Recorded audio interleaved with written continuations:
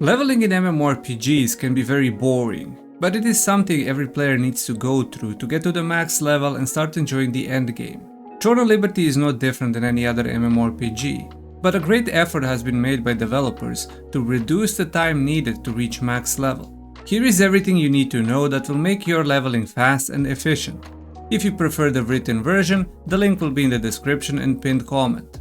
Despite the changes, where only the main story quest can get you to the max level, it has been reverted back, as this was only applied to open beta tests and hyperboost servers for quality of life and convenience. Since we do not know if this was intended or not, and we do not know which leveling version will the global release have, I have prepared a guide for both leveling versions. If your goal is to take it slowly and experience the story, feel free to level slowly and enjoy it. Otherwise, if you are looking to speedrun, you will want to watch the video till the end. The leveling starts with the tutorial area. This can't be skipped and it's pretty straightforward, where you just need to follow the quest, kill a few mobs and fight the boss at the end. After getting through the tutorial, you will be teleported to the city. Ignore everything around you and follow the main purple story quest. When killing the mobs in golden rye pastures, pay attention to the drops from the mobs. At this point you don't have Amitoi and it doesn't auto pick up these items, you need to walk over them. When the main story quest leads you to the lighthouse, use the grapples instead of running up the hill. Completing it will reward you with a green weapon selection and you should pick your main weapon. Continue following the main story until it leads you to the wolf area. After talking with the NPC, start moving north towards the second part of the quest as you kill all the wolves. Before going to the next part of the story leading you to Henry's grave, complete 2 appendixes in Castleton. When crossing the bridge, go left towards the hill and use grapples to get up faster. Do not run around the hill. After finishing that part, fly from the mountain towards the lighthouse. Flying over cities doesn't increase stamina, so you can stay fully in the air.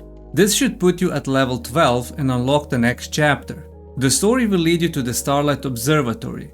Accept 4 contracts and complete them, as you do the story quest as well. Carry on following the main story quest until fight with Noller. Upgrade all gear and skills before the fight. After the fight at the Starlight Observatory, complete both of the appendixes, which also means doing the first level of Tadal Tower. Teleport to Castleton and complete the Resistance Contract Coin Appendix. This will put you at level 18 and unlock the next chapter. Craft as many green gear pieces and upgrade them if possible. Keep following the story until it takes you to Vienta village. Completing chapter 4 will put you at level 21 and this is where the first bottleneck starts. First you will want to clear the second floor in Tadal Tower. Then unlock the waypoint in Moonlight Wastelands and complete all the blue quests until you hit level 23. If you are not level 23 after completing all quests in Moonlight Wastelands, go back to Urstella Fields or Carmine Forest and complete a few quests there. At level 23 you unlock chapter 5 and it's pretty straightforward. After killing the vampire Leonardas, you hit level 26, which is a second bottleneck. Claim your blue weapon reward and upgrade all your gear and skills as far as possible. Join a guild and complete Guardian of the Guard appendix, which will unlock 2 more guild appendixes in Vienta village. This is where you want to walk into the guild base for the second part of the appendix. Next, clear floor 3 of Tadal Tower, then unlock the waypoint in abandoned stonemason town. And start completing blue quests until you hit level 28, which will unlock chapter 6. Completing chapter 6 will put you at level 31 and give you blue helmet selection, which you want to upgrade as much as possible while also using this time to keep upgrading your skills and other green gear pieces until they are level 6. First clear floors 4 and 5 in Tadal Tower. Then unlock Moonlight Desert Waypoint and start completing all the blue quests in that area until you reach level 32, which will unlock chapter 7. When doing this quest, fly into a sand tornado until you reach the other side, and when looking for a doll in the sand, it always hides in the hole it did not jump out from. Chapter 7 is mostly done in Sandworm Lair, so unlock the waypoint and also complete all the blue quests as you are following the main story. When doing a mysterious mask quest, you don't need to follow all the orbs. Just run straight here and enter the portal. Here's an image of all the blocks that are safe. On the second part, run around the outside and dodge all the tornadoes and then defeat the scorpion. When looking for ornate chests, the final box is right here above Queen Bellandir's spawn area. Completing the story quest and all the blue quests in Sandworm Lair puts you at level 36 and rewards you with blue gloves selection. First you will want to clear floor 6 in the Tail Tower, then move towards Daybreak Shore waypoint, activate it to unlock the blue quests and start clearing them. 2 of those quests can be fully completed only during nighttime.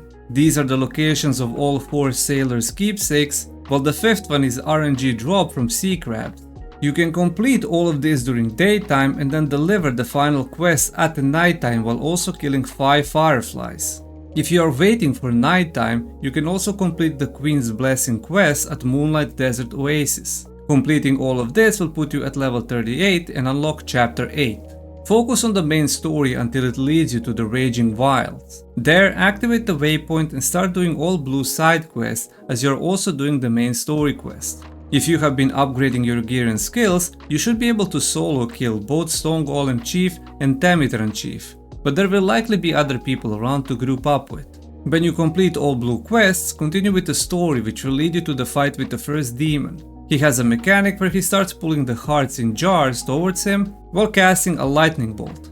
Stand next to the heart so when he hits you with the lightning bolt, he destroys the heart. Then the second demon fight is a bit harder. She will clone herself to figure out which demon is real, put any type of damage over time stacks on it so you can see which demon has a ticking damage. Or damage all 3 clones and see which demon takes the least amount of damage, because the other 2 have very low HP. Simply tank through the AoE fire explosion by using heals, potions and defensive skills. After completing chapter 8 you should be level 43 and puts you in the final bottleneck. First you will want to clear floors 6 and 7 in the Tail Tower, then move to Mana Waste's waypoint, activate it and start doing all the blue quests. When doing Unibot's experiment, this is how 3 statues should be aligned. This is the order of all musical crystals in the second part, and this is the order of stone golems for the third part. To get the third resistance flag, follow the blue marks on the ground, and when doing an elemental tree, this is the most efficient route. Keep in mind your stamina resets every time you pass through the tree, so you don't need to wait. Completing all blue quests in Mana Waste won't be enough for level 45, so you will need to run to Kanina village, activate the waypoint, then move to Aikido Valley and activate the waypoint. After that, talk to Fritz and complete the hardest quest in the game, which is a jumping puzzle. It is best to watch a separate video guide on just this, as I can do it really fast due to completing it over 20 times. After finishing the puzzle, it will teleport you out in Aikido Valley, where you will want to collect 5 of these black mana stones, which will put you on level 45 and unlock chapter 9. This is where the most recent changes made major improvements to leveling, as you can reach level 50 with only main story quests from level 45. Follow the story until you reach this point. When talking to an orc, the quest item will be in this tower. Then pull the lever and use the grapple to reach the hill. Follow the quest further. When fighting Zarek, the best and fastest way is just DPSing as much as possible while moving around. When Talon comes, you can use the bombs on the ground to lure him into them for stun and damage, but you can just brute force both of them. To complete the next jumping puzzle, just use grapples to reach the high ground and pull the lever. Continue the story until you reach Lycan's Hall. To complete the first puzzle, you need to connect 1 blue and 1 yellow half moon to create a full moon. It will show you on which pillar each half moon is placed. I always go for 50% yellow and 50% blue moon, so interacting with 2 pillars that had them completes the first puzzle. The second puzzle is different and on a timer. All the moons will be spread around the room and one of them will be shown above your head. You need to interact with the pillar of the opposite color that completes the full moon until you interacted with all pillars. All the moons are shown on each pillar, you just need to know which moon is supposed to be next. When the story leads you to Pure Light Hill, run towards the Shadow Temple waypoint, activate it and throw yourself off this bridge without morphing into a bird. This will respawn you straight in Pure Light Hill, saving you a lot of time running there. Continue the story into Ruins of Terrain, and when you exit out of this nightmare quest, you will be level 50. But you should still complete the final 2 parts of the story for the rewards. Continue the story and after saving Gigantrite in the tower, the final part of the story begins. When killing the mobs connected to the pillar, first kill all the non-connected mobs, then lastly clear the connected one and destroy the pillar. When crossing the lake to the other side, use walls as a cover so the boss doesn't see you, indicated with a mark above your head. Then the final fight begins. When he's charging the shield, you need to collect the fragments dropped by him, walk around them while DPSing and dodge the cone attack. Only one part of the AoE cone attack will be safe, so stay on your feet and keep moving. Killing the final boss completes the main story quest. Congratulations, you are now officially level 50 in Throne of Liberty, and you can start enjoying the endgame. But here's the thing, this character was leveled after the Talandre patch, meaning you could not reach level 50 with only the main story quest. And since we don't know what version the global release has, now you have both versions explained.